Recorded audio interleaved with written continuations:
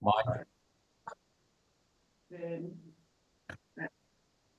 my name is Ron Loveridge, longtime political science professor at UCR and co-chair of the Solar Valley Consortium with Dr. Alfredo Martinez Morales, who is director of SC RISE, Southern California Research in Solar Energy.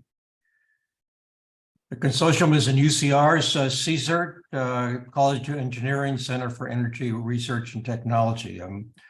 My special thanks to our consortium's executive director, Fred Schwartz, for his outstanding work in preparing for this promising webinar. The webinar is framed by the question of how the transition from net energy metering NEM 2 to NEM 3 will impact the adoption of rooftop solar and battery storage by California households, as well as how the solar industry will be affected. It is my honor and to introduce the webinar's moderator, V. John White, Executive Director of CERT, Center for Energy Efficiency and Renewable Technologies. John is a renowned state advocate and leader of environment and energy policy. Before John begins, please mute your audio. John. Thank you. Thank you, Ron.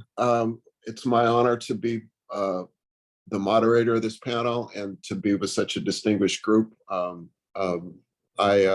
think it's a timely subject because we are in the middle of a transition from the way we have incentivized rooftop solar in recent years. But with the success of that effort has come the desire to make adjustments. The principal change has been the success of the program and the success of other efforts to build clean energy in California, so that we now have a surplus in the middle of the day and challenges to meet the load for the system when the sun goes down. And so this has caused a reduction, the decision by the Public Utilities Commission to make a reduction in the net metering payments. For those that don't know the terms, net energy metering is the tariff by which homeowners are paid to send power to the surplus power that they generate on their roof to the grid. And in the early days, that was sufficient. But as time has gone on, what we've now seen is an emphasis on meeting the needs of the grid when the sun goes down. And this has caused battery storage combined with rooftop to look like a very good fit because of the need to both have continued diversity of our renewable energy supplies. We have an enormous demand for clean energy that is forecast because of our desire to decarbonize the economy. So even though we have been successful in meeting renewable portfolio standard and other targets, our goal now is to run the grid entirely on clean energy. And that means we have to have a balanced portfolio and we have to have a mix of resources. The problem, however, is that net metering has been a very successful foundation for the marketing and the sales of rooftop solar because it has helped reduce the payback time for customers. At the same time, despite everybody talking about the value of behind the meter solar and storage, the Public Utilities Commission has not yet put in place an equivalent incentive system to encourage customers to install both battery storage as well as to organize their storage so that it can provide power to the grid when the sun goes down. So meeting this challenge while also recognizing the importance of equity and opportunity and the need to look at new ways of delivering solar to the grid, such as community solar, where we don't have to necessarily sell to individual customers, but rather to groups of customers in a community setting. And I'm pleased to have this morning the opportunity to introduce this panel and to get us started in the process. We have a really good mix of people that we have with us today to shed their views and shed some light on the subject. Ron Loveridge is in addition to being a longtime professor at UC Riverside, he is one of my mentors and inspirations, and the fact that he has helped develop generations of leaders through his internship programs is really important. And the work on Solar Valley is just a continuation of his leadership. Bernadette Del Chiaro is the executive director of California Solar and Storage Association. She's a longtime activist and advocate, has led the solar industry to a significant expansion and success. She's also a very, very determined and effective advocate for the industry, and has, I think, some unique perspectives in terms of where we were and where we need to go. Stephen Lassiter is the policy director of Sunrun. He is an experienced public policy professional, and he worked for both state, federal government, and the private sector, and has helped develop legislation. Sunrun is one of the most innovative companies in the solar space and has really done I think, probably the best job of anybody bringing together solar and storage in an economic package for customers. Jaime Alonso, originally from Coachella, is recognized that early access to adequate housing and safe drinking water and clean energy were keys to a happy, healthy, and prosperous life in the Inland Empire and the rural counties. He's a graduate of UCLA and Brooklyn Law School, and as executive director of Grid Alternatives Inland Empire, looks to transform the lives of recipients and communities by providing low-income families with access to clean, renewable energy, solar, and to help workers enter the industry. Alex Dieter is a passionate advocate of clean technology, and he brings that to his work in marketing and clean technology, working both in commercial and industrial solar, has a really creative way of thinking and adapting sustainability to the future of sustainable development, working with his company at SunGreen. Idion Castano is a senior manager of customer generation programs at Southern California Edison. In this role, he's responsible for the development, implementation, and administration of the programs, incentives, and tariffs that SCE provides customers. He has worked for the private sector as well, through also work at New Energy Ventures. So he's been part of innovative. He's a graduate of Universidad Nacional de Medellin in Colombia, with a BS in physics from the University of Medellin, Colombia. Todd Corbin is the general manager of the Riverside Public Utilities Authority. It's a publicly owned utility for the city of Riverside. He oversees the delivery of water and electric service to more than 320,000 customers. He's a CPA with a Master of Public Administration. He's passionate about providing safe, affordable, and environmentally responsible public utilities, and has led Riverside Public Utilities to be one of the most innovative and creative municipally owned utilities in California. So with that, I'd like to start with Bernadette, and then we'll go to Stephen Lassiter. Great. Thank you. Good morning, everybody. I want to start also by thanking Fred and Ron for pulling us all together and organizing yet another great event. And thank you, John, for that introduction. I will wear my title of activist with a badge of pride. My name is Bernadette Del Chiaro. I'm the executive director of the California Solar and Storage Association. We are California's oldest and largest clean energy business organization, representing over 780 businesses here in California, building our clean energy future every day, one rooftop, parking lot, ground mount system at a time.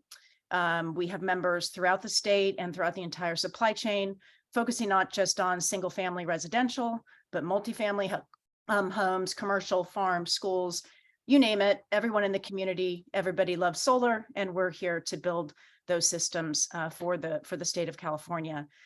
I am going to start with just some high level thoughts, and because I think our other next three industry speakers, all members of CalSA, are going to be able to dive in a little more deep. So big picture, taking a big step back, in 2006, California set out to build 1 million solar roofs. This was one of the most ambitious clean energy initiatives in the world, and we achieved that goal in 2019. The goal, however, was never intended to be an endpoint, but rather a milestone along the path toward a true clean energy future, one in which we are far from achieving at this point in time. We should have 1 million solar batteries initiative well underway, something that remains kind of an unestablished initiative for the state of California.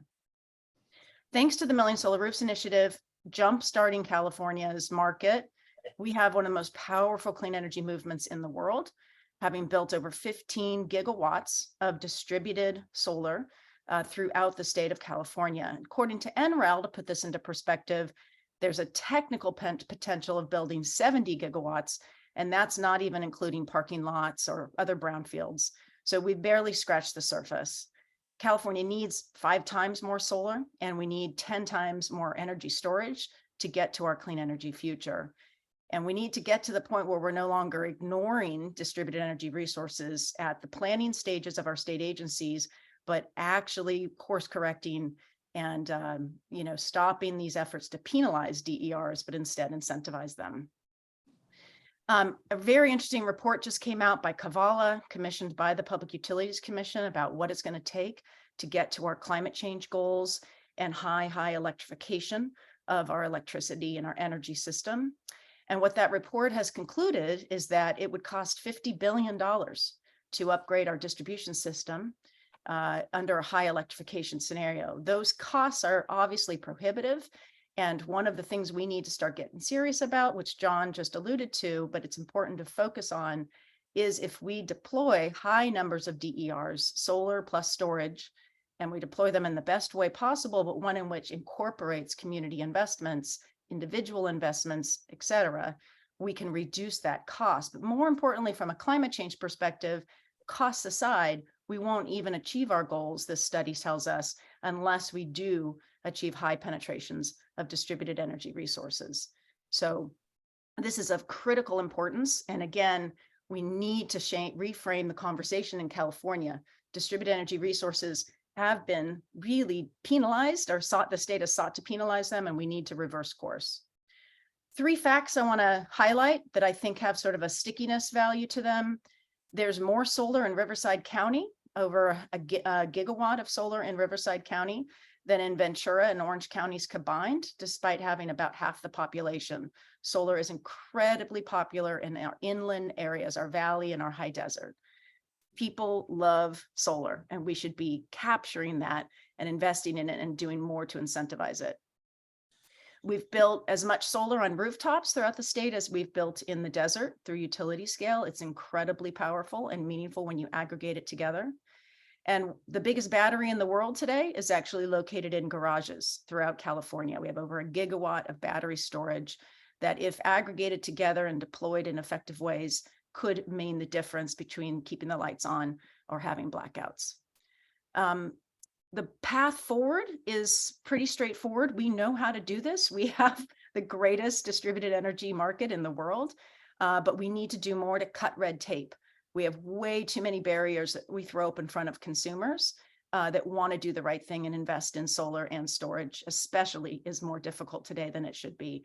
We need to reduce delays on permitting, something that our speakers will talk about.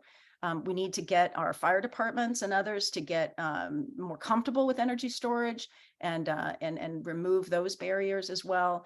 And we need the utilities to streamline interconnection. There's way too many delays that are really harming the consumers that are wanting to make these investments. Second, we need to grow our workforce. Jaime's going to talk about this, and others. We need to create opportunities and partnerships and collaborations. Right now, we're really focused on creating a narrow pathway for workforce. We should be expanding and not reducing pathways for people to come into our workforce. And then the third is, again, we have to reject and get out of this penalization mindset, taxing solar panels, creating these cost structures that inverse the incentives for consumers to reduce their energy consumption from the grid, either through conservation, efficiency, or self-generation. This is the opposite thing that the state of California should be doing, and we've got to get back on track. We should be building 1 million of these solar batteries. We should be tying them together. One of the last things I'll say is California's distributed energy resources invested in by individuals, whether that is a school, a university, or a single family home, or really importantly, multifamily housing projects. That, by the way, a single solar system built on a multifamily housing project, it provides value to all of the families living within that apartment building. So this is all through distributed generation, all through net energy metering policies. It's not just community solar that can provide those types of values. These things need to be incentivized and promoted. In order to get there, we've got to cut costs. We've got to stop penalizing it. We have to create opportunities for people to work together. So I know we have a lot of speakers here this morning. I wanted to provide that high overview and then turn it over to others to dive into these details. But we're really excited to be, part of the clean energy future. We love partnering with consumers and governments and others around the state of California to create tens of thousands of jobs and opportunity, and to reinvest money into our communities, not just into Wall Street investors. And something incredibly unique about distributed energy resources that I think we need to also emphasize. So with that, I'll turn it back over to you, John, and the others in the panel. Thank you. Thank you, Bernadette. Very helpful and comprehensive overview. Next, we'd like to hear from Stephen Lassiter and Sunrun about what your company is doing and what you see the landscape as looking like. Thanks so much, John. And thanks to Fred and the Solar Valley Consortium for organizing this event and excellent conversation. I definitely want to try to keep this as informal as possible, and I'll try to be brief to retain as much time at the end for a good Q&A and conversation.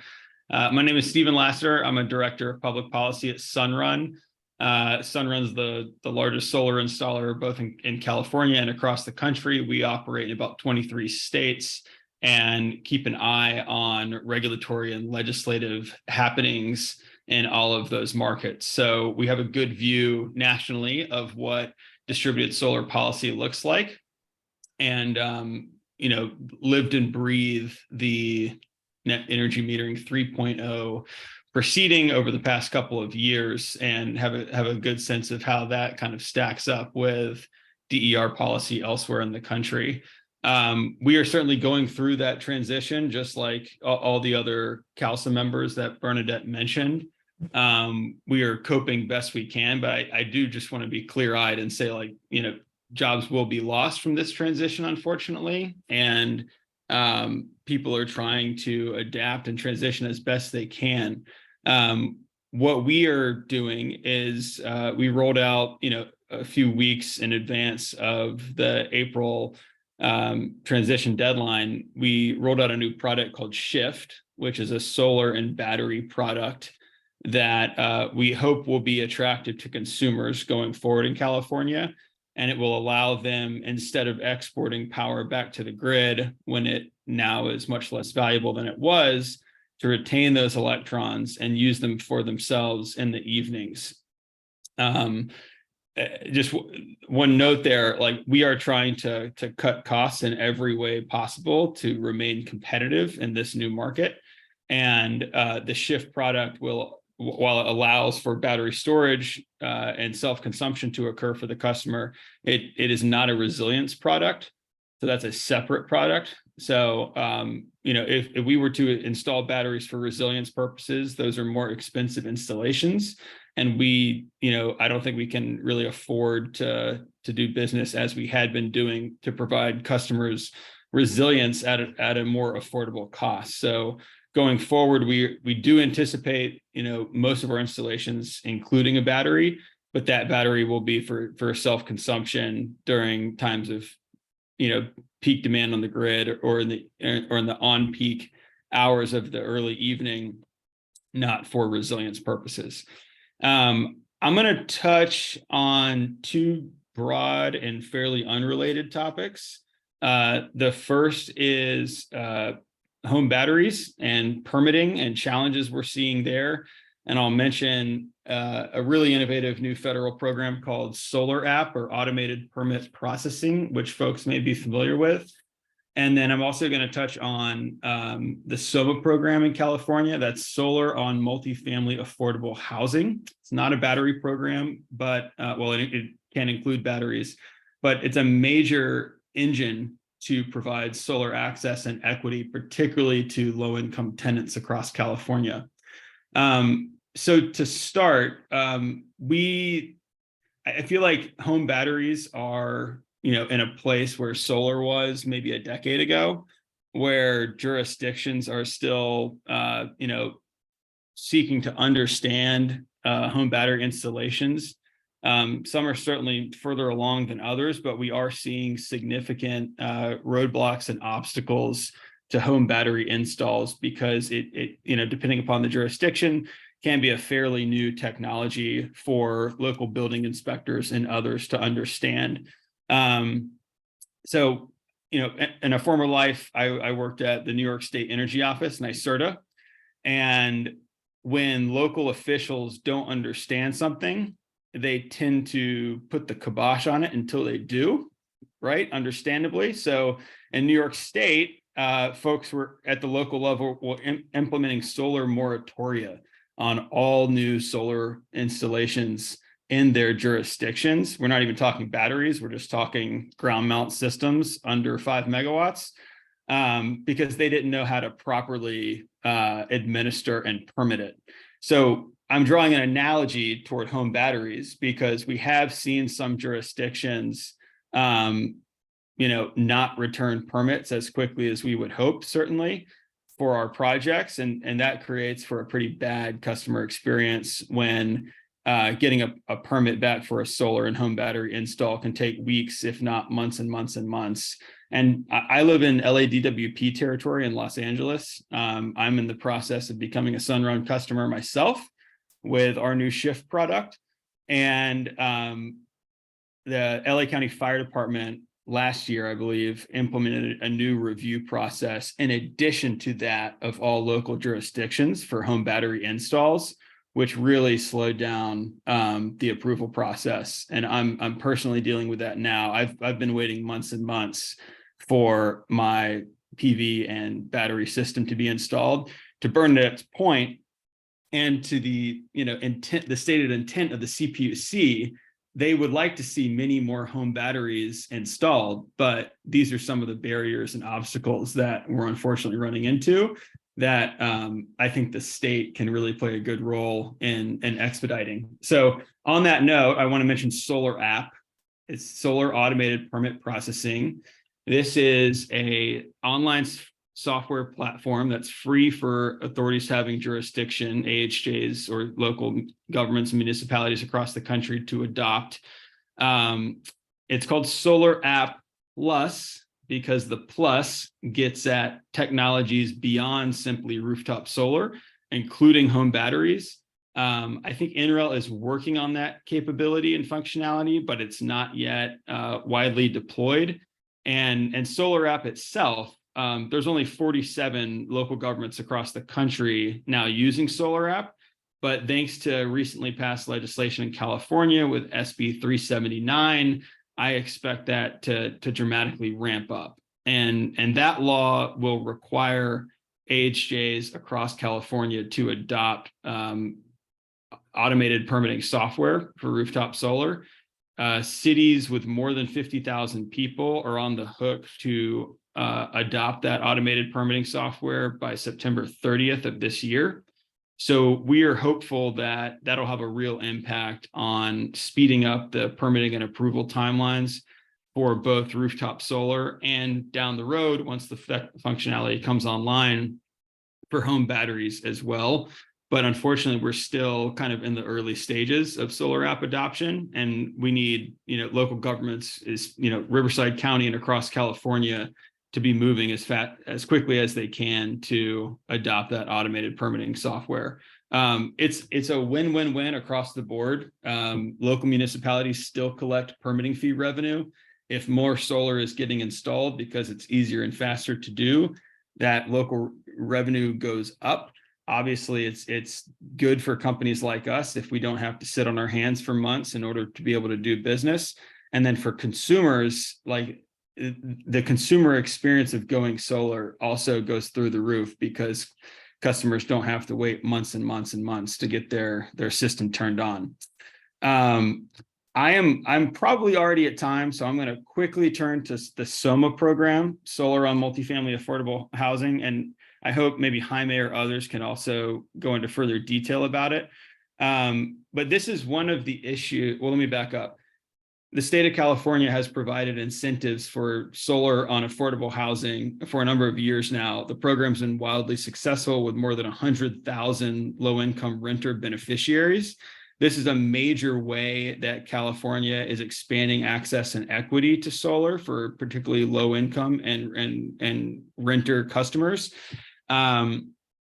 The NEM 3 proceeding basically tabled what it was going to do regarding what's called virtual net metering, which is a critical component of SOMA, which allows for credits to be shared with tenants from one solar system on their roof.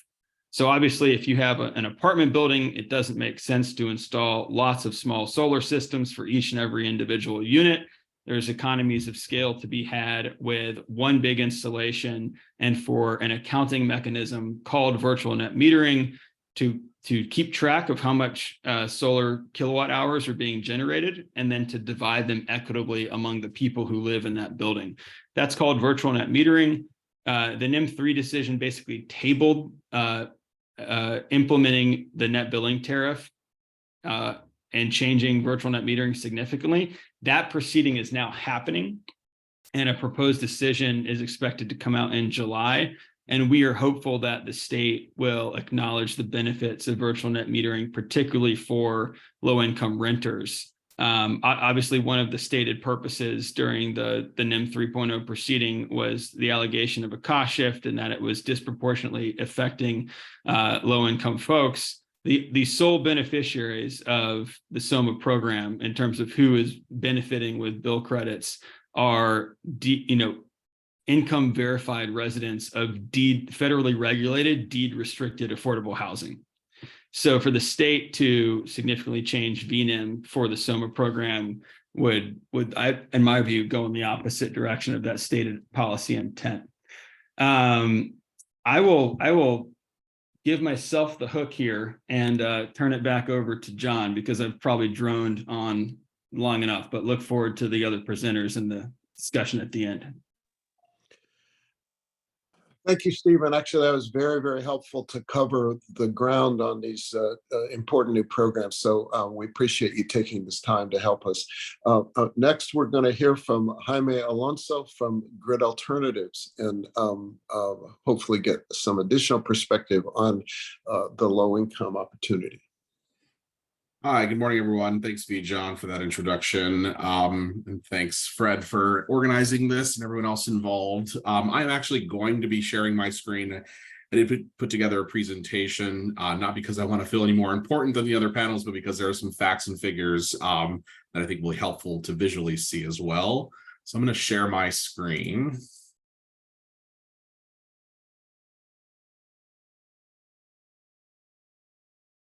Everyone should be able to see that. Is that right?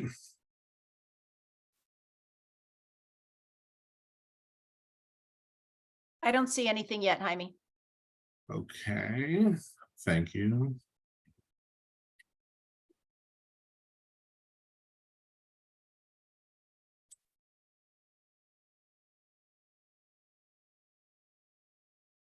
How about now? Beautiful. Okay. So good morning. My name is Jaime Alonso. I serve as the executive director for Grid Alternatives Inland Empire region. So when we say the Inland Empire, it really consists of Riverside County, San Bernardino County, Inyo County, and all the tribal nations within those county boundaries. It's roughly the size of the state of South Carolina. So glad to be here. I was invited to participate to speak on the future of rooftop solar with a specific focus on the impact the transition from net energy metering to net billing is likely to, how it's going to impact disadvantaged communities, which is our primary area of focus here at Grid. But when I want to be clear, when I use the term disadvantaged communities or DACs, I'm using it as it's defined by Cal EPA, which applies factors such as geography, socioeconomic data, public health data, and environmental hazard data.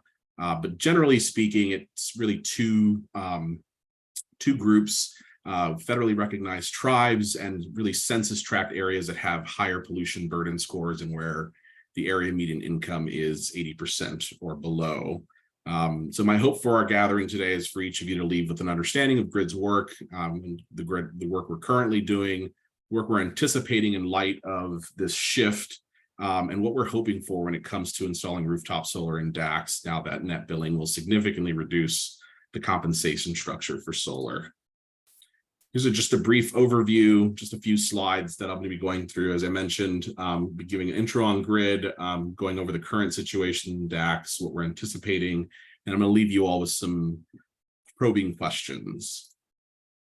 So just a little bit about Grid. I won't read all of this, and I'll primarily just focus on what the impact we've had here in the Inland Empire region. We measure our impact in 3 ways: people, planet, and employment. We've installed solar PV systems on a little under 2,900 homes, 16 community facilities, resulting in about 77 million in lifetime savings. And yeah, that's led to a lot of positive outcomes just in terms of the amount of energy produced, tons of greenhouse gas reductions reduced.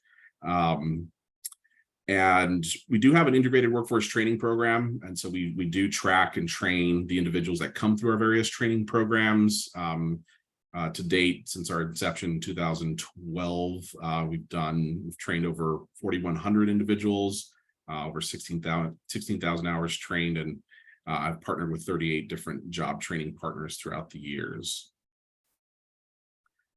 Current situation in DACs. So Grid is still committed to providing a no-cost solar system to eligible homeowners, but the drastic reduction in compensation structure will likely make it more challenging for homeowners to want to go through the process. While current data hasn't really shown a dip in incoming inquiries, we know that significant bill savings has been a major motivating factor for homeowners. So we are anticipating a drop. Additionally, we know that barriers to solar, such as roof repairs and main service panel upgrades, persist, and those costs are they're only going higher. They're only getting more costly.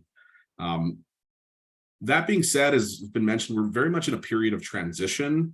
Just to give you a little bit of snapshot in terms of our production values in Q1 of this year, and including the beginning of Q2, we kind of remain consistent year over year, but our application pipeline really grew by over 700%, and that I think was because of the lead up to this shift to net billing. So just to give you the actual specific figures there, we had 70 applications in our pipeline last year in Q1, and we had over 494 this year. Additionally, storage adoption remains low, and most of the storage projects we have for single family are really around resilience. So attachment rates remain low. That being said, we are already we're anticipating that the labor force is going to need to change. There's going to need to be a shift. And so we are working on integrating storage into our installation basic training curriculum. We've recently launched our Clean Tech Training Center. Fred got to attend our ribbon cutting ceremony back in late 2022. And we're really looking at layering additive technologies to our solar installation training. So not just storage, but also EVSE. So we're really excited about that. We are anticipating a drop in terms of jobs that are just solar. And so we're looking to create and provide more value in terms of our training offerings. What we're anticipating, we know that we're going to need to pivot to solar and storage. We're not quite there. Our goal is to really get to 80% attachment rates. And the self-generation incentive program is really the only option for DACs to access storage at scale. And while we're leveraging philanthropic and grant dollars with SCHIP, the needs still exceed the resources. We recently had a really big win where we secured $2.5 million in private funding specifically for Eastern Riverside County to install batteries. And so we're hoping to utilize that 2.5 million to really kind of learn and also get buy-in from AHJs around battery. And so we have a lot of flexibility in funding, and we're hoping to attract additive funding with some of our storage partners. The SCHIP dollar value that we're anticipating is about 630 million, but we're also anticipating that it's going to be broken out over several years. And sort of the unknown still is the anticipated projected 32 billion state of California budget shortfall and what the June revised budget's going to be. We think that that's an unknown that will likely potentially impact some of the equity programs that we're hoping the state of California funds. We do think that community solar could fill in some of the gaps and shortfalls that the net billing would create. We're supportive of AB 2316 currently working its way through the PUC, particularly since 51% of generation would benefit 80% AMI households. So that's actually broader than the current DAC definition. We also think that proceeding should hopefully attract the 7 billion or so dollars, federal dollars that are available to the Solar for All program. We're also working and advocating for equitable implementation of programs. I think we're pleased that there's more equity focus around some of these policies, but that then creates sort of a need for coherent loading order and more coordinated marketing to prevent equity programs from essentially cannibalizing each other's potential customers. So some examples are if you're DAC, SASH, and SCHIP eligible, that should be the focus. And if that individual or that ratepayer is not eligible, then I think the next eligible program would be something like community solar. So that's what we're sort of anticipating. And I'll just leave you all with some questions. Some of them are juicy, some of them I think are just broad. So how will current policies taking shape in California attract or hinder our ability to leverage federal dollars, specifically for low-income ratepayers? Is policy too far ahead of labor market's ability to actually do the work? This gets to the workforce training work that we're trying to do and that Bernadette mentioned early on. Electrifications are in record demand, causing prices to go up. Is there any way to reduce the labor shortage and reduce project costs? And then lastly, if the majority of federal funding assistance is 30% ITC and low-income customers are structurally disadvantaged because of the no tax burden or low tax burden, should 100% of the Greenhouse Gas Reduction Fund be reserved for Justice 40 communities?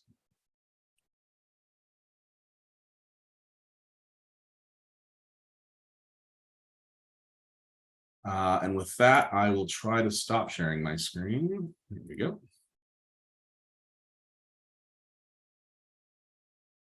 And I'll pass it back to you, Bijan. Thank you.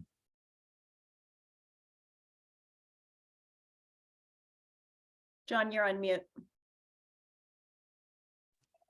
Thank you, Jaime. That was a very thoughtful and informative presentation. And I have some questions, but let's get through everybody else's presentation. Next, we have Alex Dieter from SunGreen Systems, Commercial and Industrial Solar. Hi, thank you very much, John, Fred, and UCR for organizing this. So yeah, I'm the sales manager for SunGreen Systems in the commercial and industrial space. We install solar, batteries, and EV charging clients. We primarily focus on the small to medium-sized commercial projects. So in our world, that's like 50 kilowatts up to a little over 1 megawatt. The commercial side is very different with the timelines taking over a year for many projects. In this little talk, I want to talk a little bit about the soft costs, the fears of the unknowns, information transparency, and if I can get to it, hopeful standardization. So with the transition to NEM3, we all had a really crazy first quarter with over a year's worth of projects in 3.5 months in the industry. This poses a great challenge for all of us, including the utilities, to have the labor to meet this unprecedented project load. The cities are going to have a lot of permitting work, the utilities have a lot of interconnection work, and then we have to find all the installation partners to get those systems installed. And so we're very thankful to Grid Alternatives for helping to train the workforce and the other work that they do. One of the criticisms that solar gets is the inaccuracies of savings modeling. And so putting aside that, like, every year we use different energy because of the weather and solar systems produce different amounts because of the weather, for commercial solar, the green button data has been a lifesaver. The green button data is a tool that we use to access the utility data, the 15-minute increment data for commercial sides and 60-minute interval data for the residential side. And so what that means is that every 15 minutes of every year, we know how much energy is being used on average. And so in the past, the utilities have used that to average out demand charges, to average out exported amounts. And we're able to deal with that and estimate things because we also have weather data for every hour of the year for typical years and stuff like that. And so one of the challenges with NEM3, net billing, it's going to be very hard for me to transition to net billing terminology, but one of the challenges is that it introduces instantaneous netting. And instantaneous netting, instead of things being averaged over 15 minutes, it's at that moment. Like, if I turn on the microwave, but a cloud goes by my solar system, then my energy is now coming from the grid. And the utility sees it as such. But also once that cloud goes away and the microwave turns off, the solar is now exporting to the grid. And so Edison, Southern California Edison sees that as exporting amounts. And so this is crazy large data sets that with the residential side of the business, you can get a lot of averages with tens of thousands of homes, millions of homes in California. But you then also need to take into the variables of each home. So do they have an EV? So are they using nighttime usage? Or do they work until 5 o'clock? Do they work until 7 o'clock? Do they have kids that come home during the middle of the day? And so it's going to be very hard to estimate those. On the commercial side of it, it's even more impossible because every building is slightly different from each other. They've got production lines that have multiple machines that are turning on and off. There are dozens, not hundreds, of air conditioners on some sites, gigantic chillers that are running overnight. It's just very impossible to estimate that usage. And unfortunately, at this time, we also don't have access to the historical data from the utilities.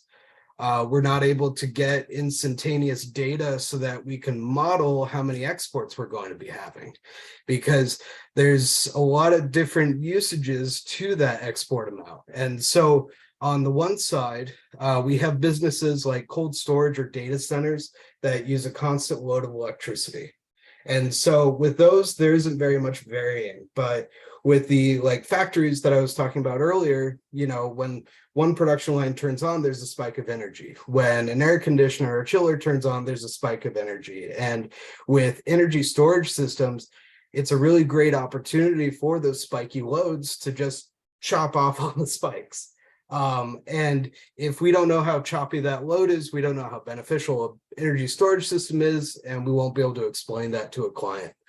And so it's a challenge that, we're all going to need to get used to, and hopefully we'll be able to get access to that kind of data. But it'll also be a challenge in that our solar modeling for weather data is primarily hourly, and we don't have those intricacies of a cloud going by and losing power for a minute or 5 minutes.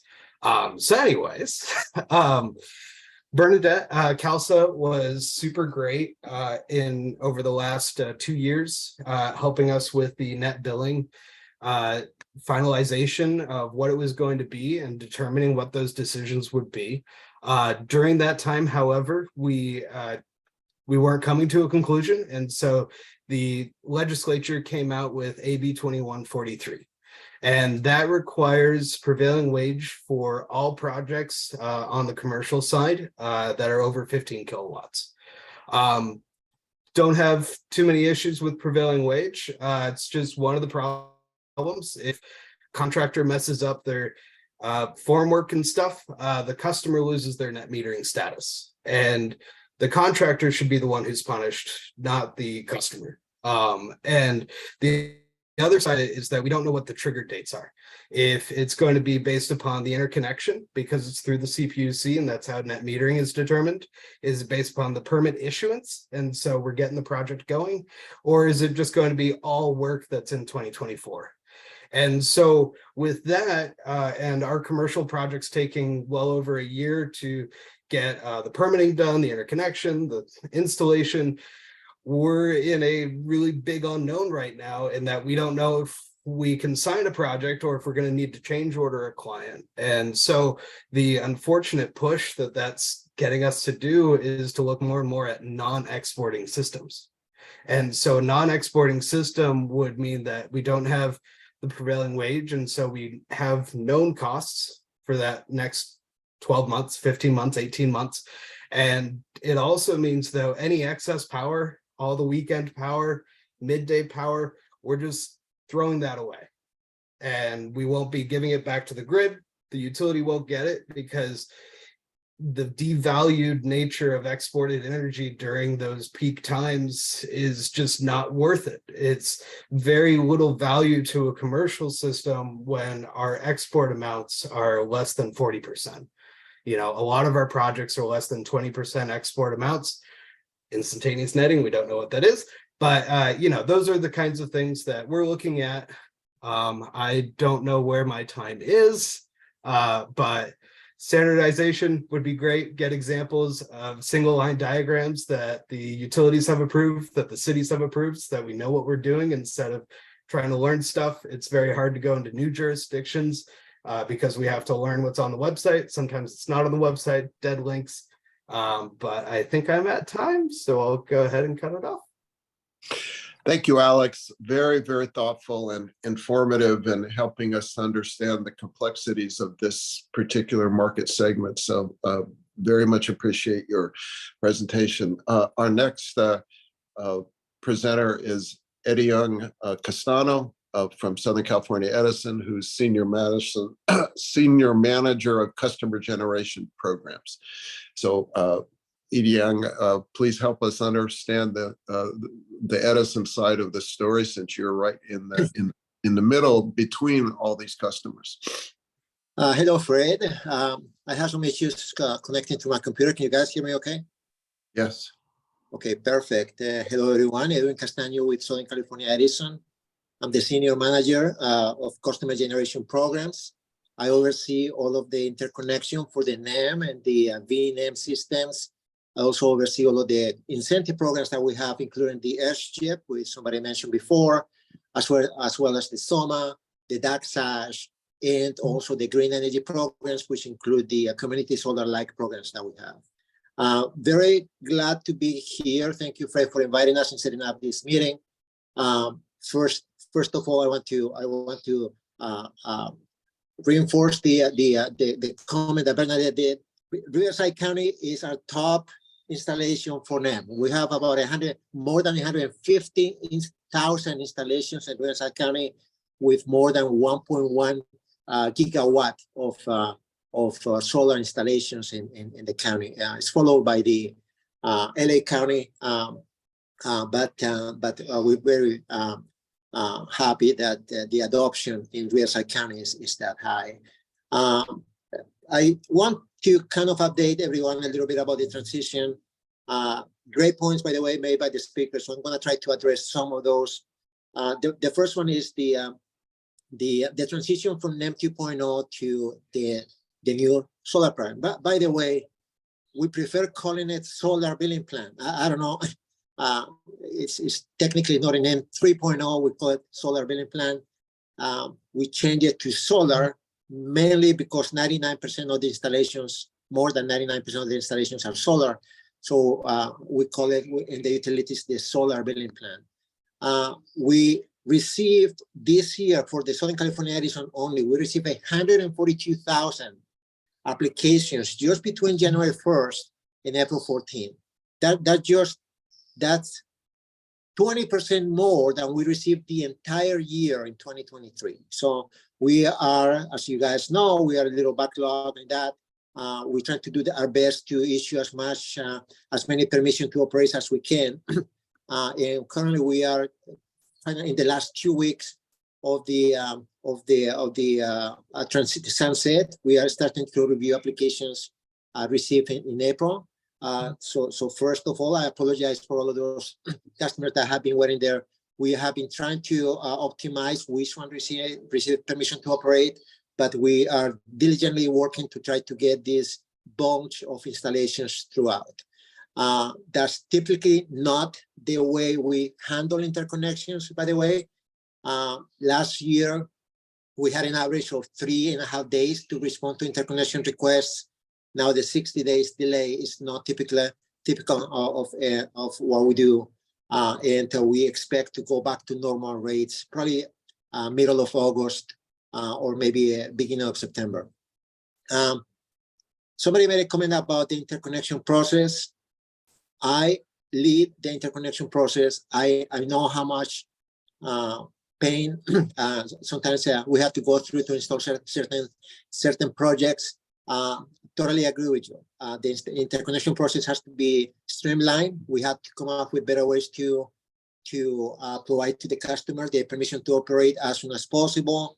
I actually called the team that is developing the solar app plus. My interest is that we connect directly with the system and we collect directly from the system the permission, the permitting documents. That will simplify tremendously the paperwork and the back and forth between us and the contractors to be able to do that. I was told that the issue is that most of the jurisdictions are not participating in Solar Plus. We would like to reach out to them. We would like to help out with our resources and a local public affairs team to reach out to cities and counties to see how we can streamline the process. Adding storage has not been the best experience, but again, highly supportive of trying to streamline these interconnections. We want to get the permit to operate to the customer as soon as possible. Related to other topics that I'm going to do a quick follow-up with SOMA. I supervise SOMA. We really want to kick this program. We have more than $160 million sitting there waiting for more outtakers out there. I don't know if the VNEM is going to have a lot of effect on that, because as you guys said, the benefits go to the tenants.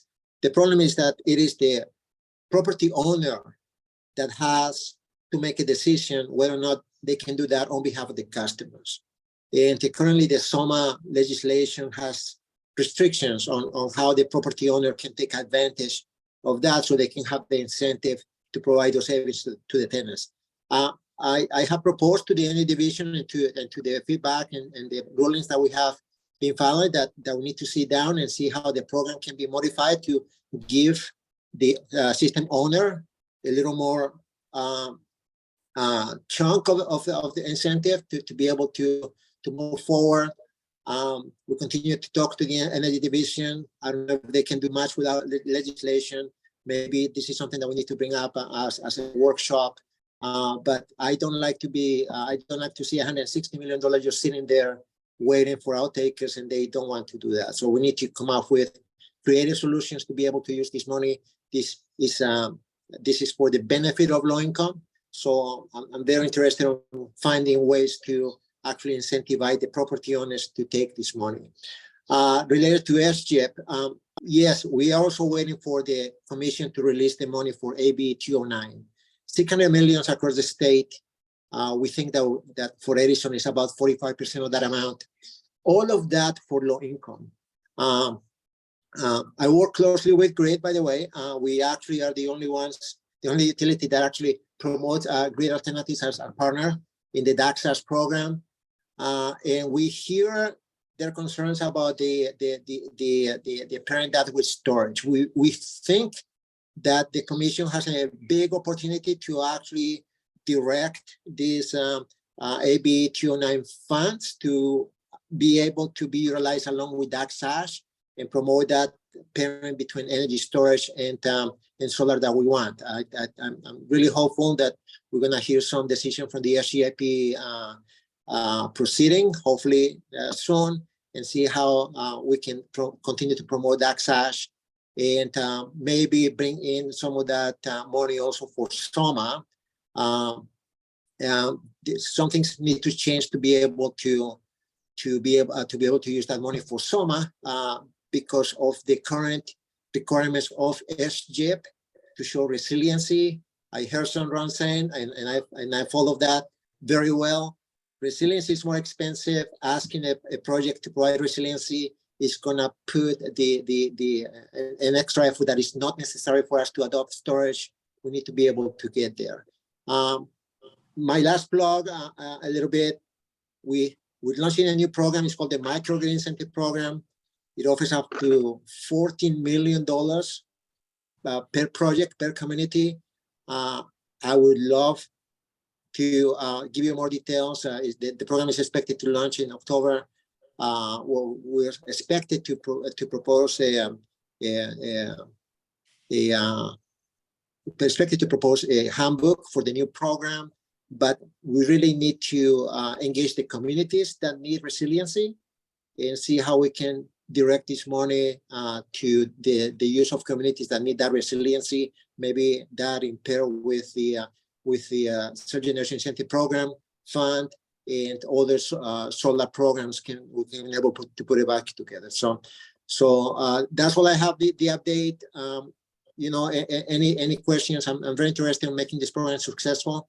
According to the Edison Path 2045, we need 30 gigawatts of solar installation. It's a behind the meter solar installation by 2045 if we're going to reach our goals. There's a lot of solar that we need to put on the ground. We're up for it. We need to support that. We need to be able to figure out a way to do it. And we also need 10 gigawatts worth of energy storage. How we're going to do this? I don't have the magic wand right now to tell you how we're going to do this, but promoting these programs and promoting the adoption of solar and energy storage is something that is what I do and work together with the industry to try to get there. Thank you. Thank you very much. I want to take a moment to do a little demystifying on the acronyms because some of our audience has raised that issue. So let's start with SGIP stands for the Self-Generation Incentive Program. And this is a program that goes back to the days of the earlier power collapse in the early 2000s and was designed to encourage self-generation by customers as a way to augment the grid. As time has gone on, that program has evolved to include, originally it was generation, including combustion. Now it's pretty much limited to zero emission technologies like solar and storage. The DER stands for Distributed Energy Resources. The SOMA program is for multifamily affordable housing and designed to provide affordability for solar. And then the SAPP is an online platform for permitting to help us expedite that. So those are some examples. So as we go forward, let's everybody that's using, when we are referring to something with an acronym, let's try to spell it out so folks can understand. So with that diversion, we're going to get to our last panelist, who's Todd Corbin, the General Manager of Riverside Public Utilities. Thank you, Todd. Good morning, everyone. John, thank you so much for the introduction. Fred, Dr. Lovers, thank you for the invitation to speak this morning, and welcome to everyone interested in this very, very important topic. Let me talk to you a little bit this morning just from the municipal utility standpoint. Riverside Public Utilities is a department of the city of Riverside. We serve basically the entire city of Riverside with power and a majority of the city with water. So we are Department of Water and Power here in the Inland Empire for more than the last 100 years. But as we talk about rooftop solar, this is something that is very important to the city. And if I can, I'm going to share my screen and hopefully that will work. Just to give you a brief caption of where the city is. Can you see the map currently? Yes. Coming up. Okay, so the black is the city of Riverside borders, and all of these yellow dots is our mapping system for the penetration of rooftop solar within the city of Riverside. As you can see, we have a very well distributed penetration of solar throughout the city, except in our open space areas, whether it's our green belt, our Sycamore Canyon area, or along the Santa Ana River corridor. But rooftop solar is absolutely critical here in the city of Riverside. So much so that we have been recognized as from the Environment California Research and Policy Center, the second ranked municipal utility in the United States for per capita installed solar. And that's something that we're extremely proud of. We've been ranking in the top 10 of all municipalities, of all utilities across the country for a number of years in the top 10. We're now, I believe, ranked number 11 in that category for per capita installed solar. We currently have a little bit more than 40 megawatts of rooftop solar installed. And if you think about sort of our winter average demand at 320 megawatts, that's more than 12% of our total demand is served by rooftop solar or equivalent. And our peak demand, our summer demand at 650 megawatts, that 40 plus megawatts is about 6.5%. That 650 megawatts, if that solar was not installed on rooftops here in Riverside, we would be close to 700 megawatts of capacity and delivery capacity needed to serve our customers. That's important for us because we only have one connection to the statewide grid. And we're currently oversubscribed in capacity on that connection. So we rely on internal gas-fired combustion generation in order to meet our peak summer demands. And this rooftop solar here in Riverside helps shed a little bit of that load demand, especially in the summertime. But however, with the shifts in when our demands are highest, shifting a little bit later in the evening period, used to be earlier, now it's moving. As you get the flex alerts over the last number of years, you see them later and later in the evening, 7 o'clock, 7:30, 8 o'clock. And that is a function of behaviors. That's a function of where the grid capacities are. That's the result of changes in available generation throughout the state. And so rooftop solar plays a part in our total demand profile, but at the same time, in order to get the most benefit for it, it's important for us to really focus on this transition to the grid of the future, which is really the energy storage component to add to the value of the rooftop solar.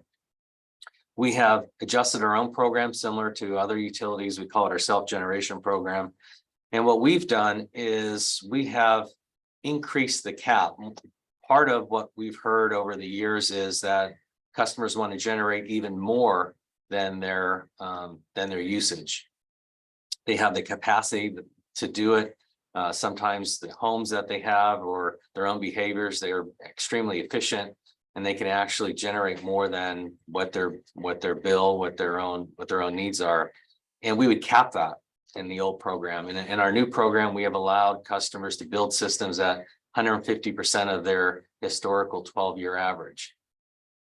And so that gives them the opportunity to build systems that are more robust, but at the same time, the changes in our system have really incentivized, even if it pushes out the return on investment of energy storage. And with all this solar penetration in Riverside, it's still important to note, we have some of the lowest rates in the state. We're really at the bottom end. And so even with low rates, there's enough of a return on investment for customers to install rooftop solar. And so with that, we recognize the changes in the marketplace, the changes in regulations are, we have also recognized that push, even though we are a municipal utility, because of the general communication of deadlines and changes in state policy. And so we are trying to transition our message to the value of energy storage in the grid of the future, and also in the local resiliency, because we have certainly utility scale solar, and because of the value of that in the marketplace changing, energy storage has to be part of every new solar project, in our opinion, whether it's local or whether it's utility scale. And so we're really happy to be part of this discussion and give the perspective of the utility of trying to meet the needs of the marketplace and of customers. We certainly aren't perfect. We recognize that there are challenges in service delivery and moving projects through the permitting process faster. You know, just be mindful, and especially in cities, we don't control all of the permitting process. That's building and safety and other departments. So you have multiple departments involved in that process.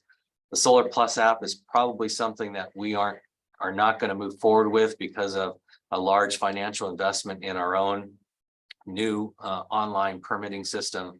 But we do and are committed to meeting those turnaround timelines in the regulations and doing what we can in our own development one-stop shop to move those through as quickly as possible. So we see solar growing, continuing here in Riverside, and we want to develop the programs of the future so that the energy storage that you have in your home, or especially in your businesses, whether we can develop something that, as talked about earlier, as a microgrid, small microgrids, or the energy storage component of all of these systems, making them available and dispatched so it can be dispatched by the utility or utilized by the utility during those peak times. And it's really a small window of time, sometimes between 6 p.m. and 8:30 p.m. That adds value. But how can the utility pay the customer for that optionality and help defer and improve that return on investment that everyone is concerned about at this point in time? So those are my comments. I think our value is maybe being here to answer questions as our group has as we move forward. So thank you, Fred and John. Thank you, Todd. Before we go to general questions, I had a couple I wanted to direct at the panel to clarify. Stephen, you referenced with home batteries that there's a difference between providing resilience versus providing on-site storage. And could you explain what you mean by that? Yeah, it simply has to do with how the battery is installed. And there's various ways you can do that. You can install a battery so that it can the power stored in it from the solar system can simply be discharged to the home on a schedule or on command. However, that's a different wiring setup than, should the grid go down, the battery automatically turning on and providing power to either the whole home or dedicated circuits that the customer has selected for where they'd like to have resilient backup power. I see. Thank you. And then Jaime, you mentioned AB 2316. Is that existing law or is that a proposed new legislation? It was signed into law back in September, sponsored by Senator Warr, I believe, and that's currently working its way through the PUC. Okay, so it's an implementation at the PUC of the legislative directive. Correct. And then for everybody, one of the common threads here is a combination of labor shortage for electricians, as well as delays on interconnections. This is a problem that is not just associated with distributed energy resources, but is everything, at least in Northern California, there are delays in everything from PG&E, including homes and houses being interconnected to the grid, battery, truck stop chargers, distributed energy resources and utility skills. So this problem of delays and labor shortage is something that is seems to me a larger question than just for rooftop, but I wanted to see if any of you have thoughts on how we might address both of these issues.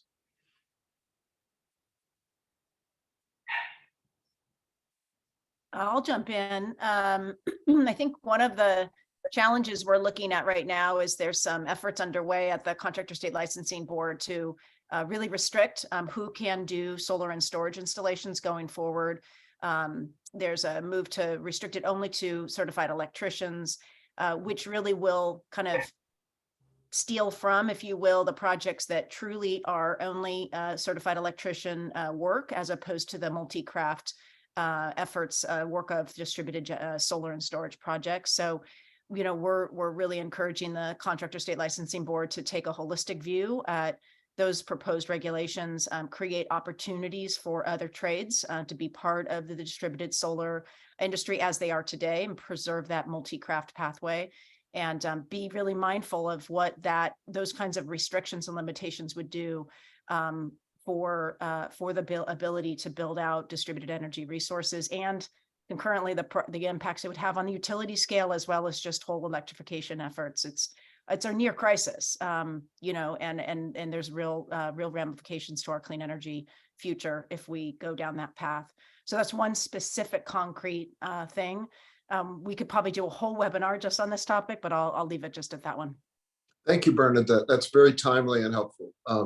This is a longstanding issue between the different aspects of the labor community. And it's ironic that at this time of shortage, we're seeking to further restrict who can do the work. So that's a contradiction in terms.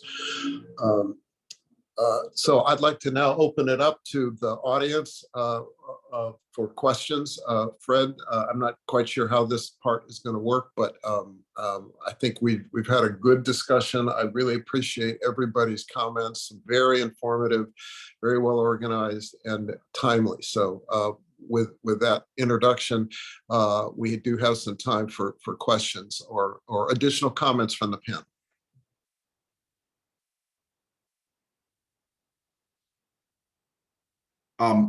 I'd like to say something about interconnection.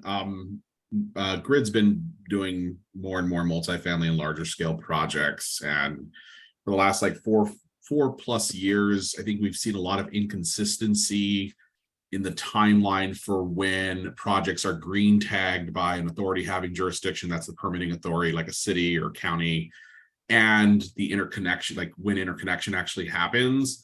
Like we have one project, for example, that has been green tagged for over 8 months and is still pending interconnection. So I think creating some standardization around that timeline would be helpful to hopefully kind of create some level of expectation and really accountability around the interconnection issue. Thank you. Just a quick question back to Jaime. Who are the responsible authorities there? Where's the focus? Yeah, I mean, I think it runs the gamut at everything from how soon meter techs get dispatched after you submit everything. It's some of it's administrative, just there's certain statuses that are outdated in Power Clerk based on like what is actually happening on the ground with a particular project that tends to hold things up. So it really just kind of runs the gamut. And so that's why I think creating some standardization around timelines so that the multi-different sort of layers of things that need to happen can kind of be better in sync with like the outcome we want to accomplish is needed. So it really varies. Let me just jump in really quickly for those who aren't experts in all this and explain one thing, John, if you don't mind. I think it'll be helpful. Thank you. Okay, when you go solar, either on your home or if you're on a apartment building project or a commercial project like what Alex installs, you need to do, besides finding a contractor and buying the system and designing it for your property, you need to do two things to be able to turn it on. One is you need to get a permit from your local city, the building department, just like any other investment you would make and change you would make to your property that's significant. And the second thing is you need to get the permission to operate from your local utility that you're tying the solar energy system to. Those two things, two different decision makers, the local building department over here on the permit, and then the utility, whether that's Edison or Riverside or whatever utility territory you're in. Those two decisions create a lot of, can create and do create right now a lot of friction and slowdowns, and then can create delays and cost overruns sort of across the board for our industry. So that's why we're so fixated on this idea of cutting red tape and reducing those soft costs, because as we bring down the cost of the solar panels on your roof or the battery system on your garage, because that's a hardware that we can bring those costs down. The soft costs, these costs of just dealing with bureaucracy, they're becoming more and more they're a bigger portion of the cost of solar, and therefore more critical as we have these pressures put on the industry through policy changes to lower our costs, as Stephen sort of highlighted. So that's what we're talking about when we say interconnection. It's being able to turn your system on because it is interconnected and tied to the grid versus permitting, and both of them are incredibly important. And this is Edwin with Southern California Edison again. Certainly, I hear you. There is a lot of handoffs that happen. Sometimes there's a panel replacement that needs to be permitted as well.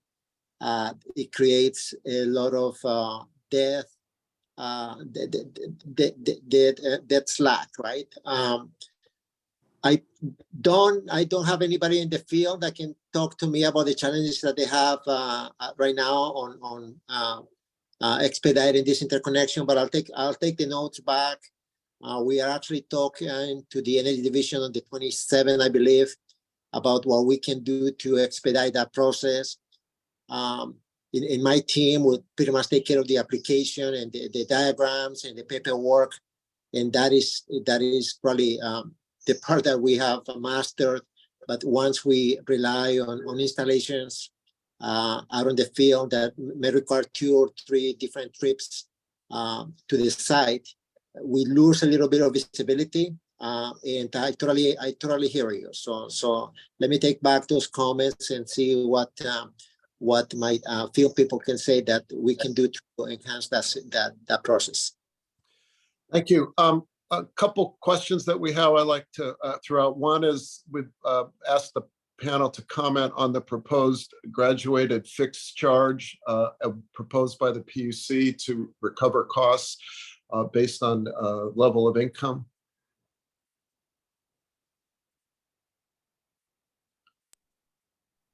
Anybody want to share their thoughts on that proposal, which is basically a variation on what was called the solar tax, which was a fixed charge on solar customers.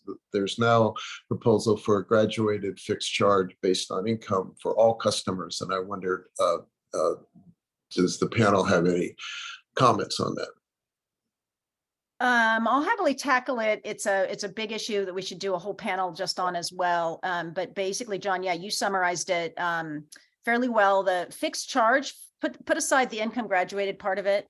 Just what is a fixed charge? A fixed charge is a charge put on a customer's monthly bill, regardless of how much electricity you use.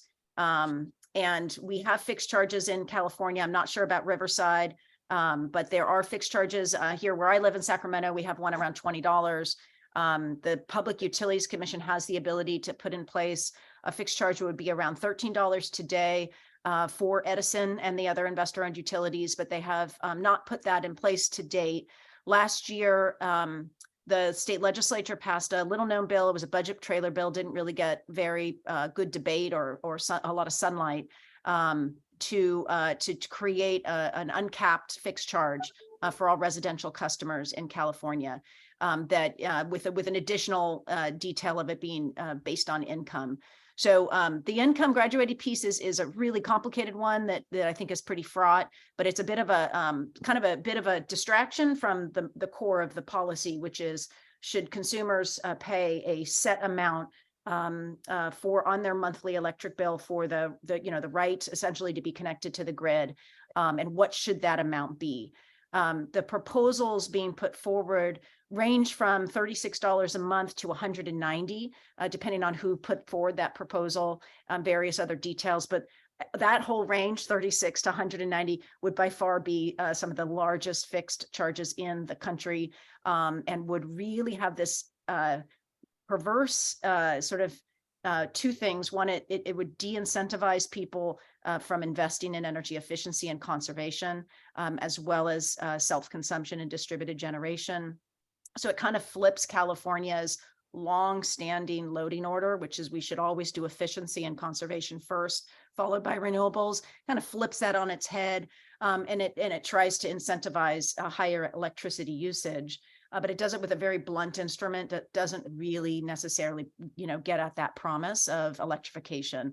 The second thing it does is it penalizes low energy users. So apartment dwellers will see their bills double, triple overnight. The fixed charge, even the lower $36 a month in the range of proposals out there, would have this really negative impact. And it would essentially be a subsidization from small energy users to large energy users who would see their bills decrease by many, many hundreds of dollars. So it's this bizarre way of going about trying to promote electrification.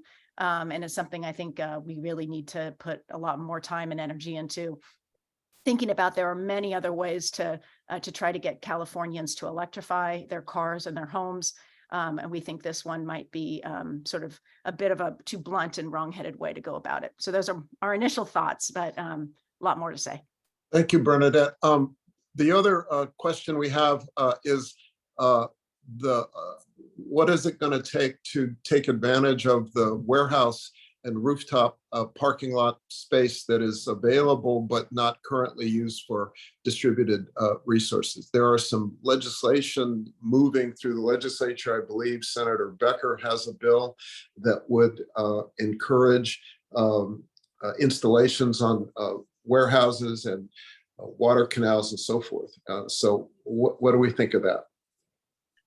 I'll take that one if nobody opposes. Bernadette wrote out a good response in the chat.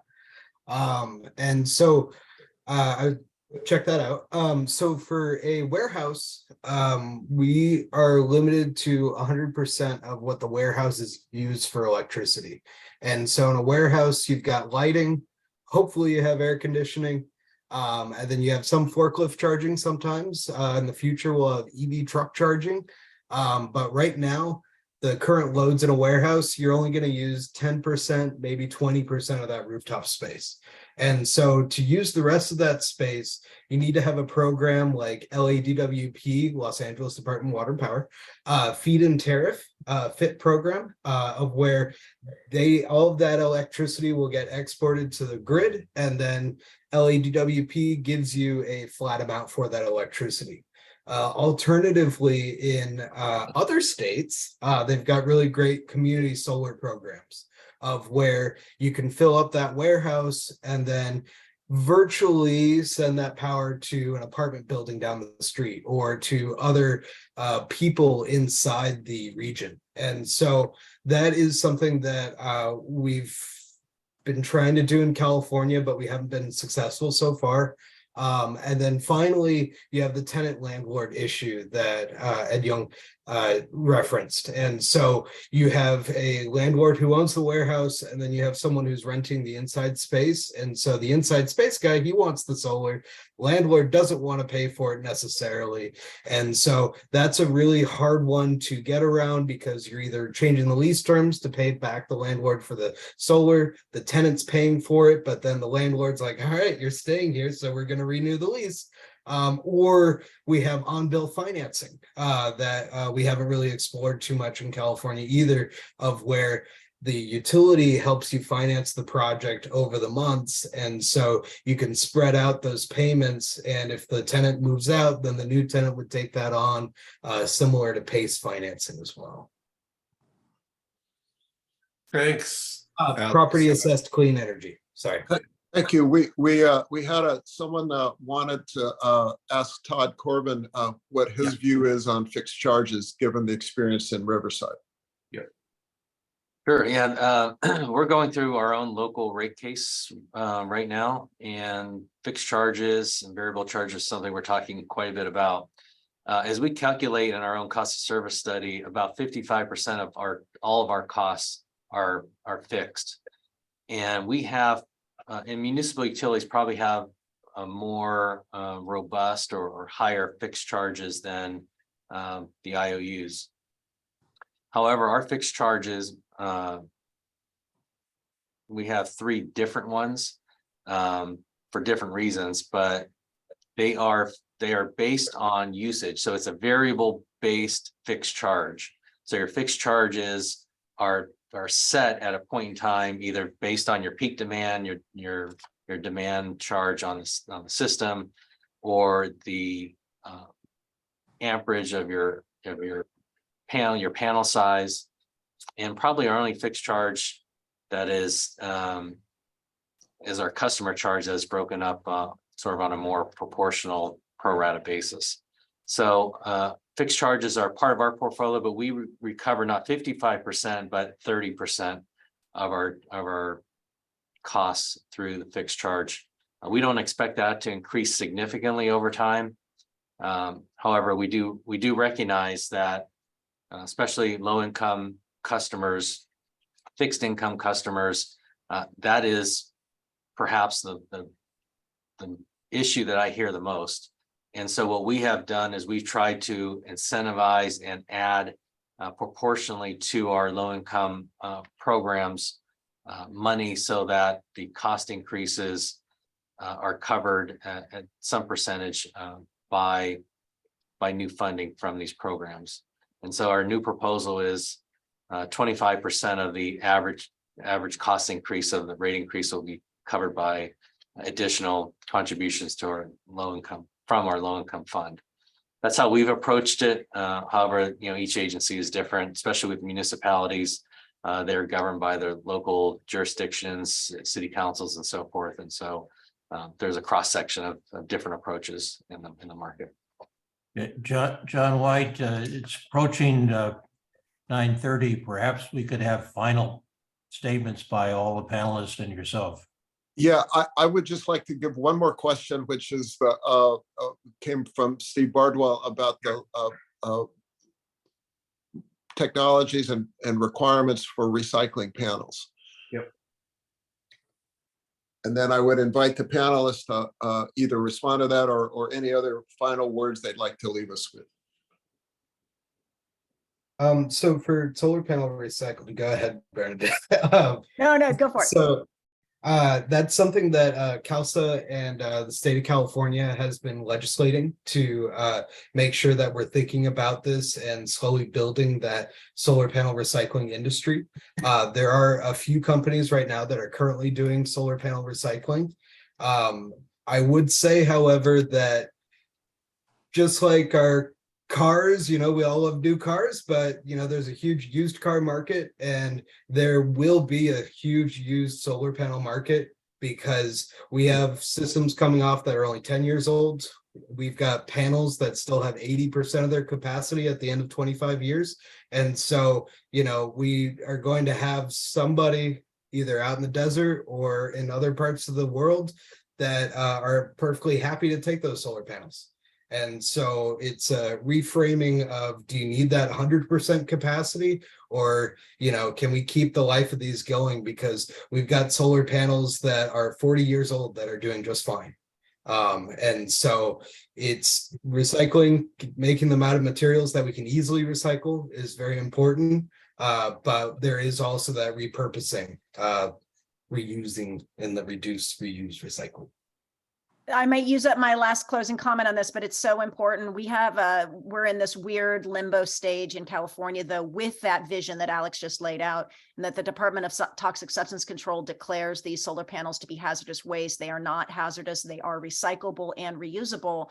As a result of that designation, we've been trying for years to get them to change. You can't just easily transport a solar panel, from one place to another once it is taken off the roof. So this is a huge, huge problem, and we've been trying to work with the legislature and the DTSC to fix it in the name of sustainability, and we have not made as much progress as we'd like. So if people want to see sustainability in the solar industry, we need our state agencies to work with us and be practical about what we're dealing with and what the pathway looks in the future. Thank you, Bernadette.